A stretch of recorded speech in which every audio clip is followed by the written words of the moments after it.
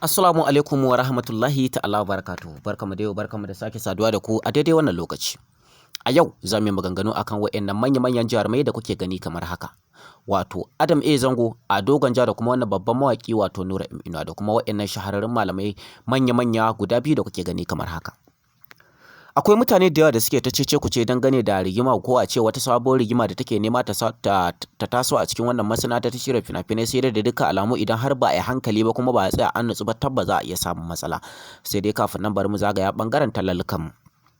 Ina sababbin mawaka da kuma manya-manyan mawaka waɗanda suke buƙatar harkar YouTube channel, ma'ana waɗanda suke so a buɗe musu sabon YouTube channel su ma su dinga ɗora bidiyoyin waƙoƙinsu da kuma audiyon waƙoƙinsu domin a san su a faɗin duniya. Ina kuma waɗanda suke buƙatar harkar comedy da kuma harkar fina-finai domin su dinga ɗora bidiyoyinsu a kan channel ɗinsu na YouTube channel, ko kuma su dinga ɗora labarai ko wani program wanda ya kamata. Ku sani cewa ga mai buƙata za ka iya ɗaukar wannan namba namu, za ki iya ɗaukar wannan namba namu, ko ɗan Najeriya ko wani ba ɗan Najeriya ba zai iya tuntuɓar mu ta WhatsApp ko ya kira mu kai tsaye ko kuma ya turo mana da text message domin ƙulla kyakkyawan kasuwanci. Ga wanda kuma yake buƙatar wanda aka buɗe ko wanda aka tara subscribers ko wanda aka fara biya duk a shirye muke, zai iya mana magana ta wannan namba tamu domin ƙulla kyakkyawan kasuwanci.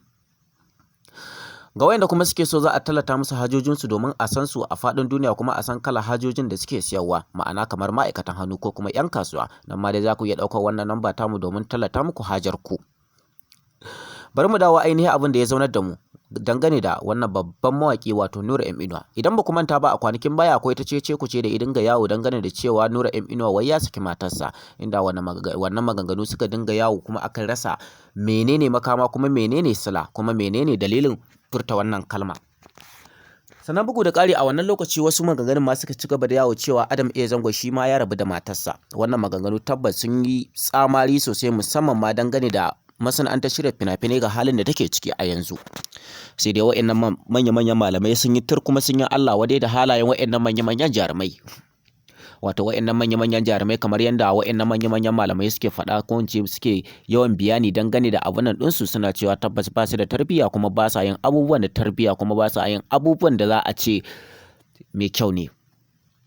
Tabbas akwai wani babban malami da ya fito duniya yake huɗuba a babban masallacin Juma'a, inda yake cewa tabbas a rayuwa in dai za a dinga danganta abubuwa da Ado Gwanja, inda wasu da yawa suke cewa tabbas Ado Gwanja gaskiya ba mutum bane, idan kuma mutum ne to fa tabbas ya kiyayi ƙarshen shi.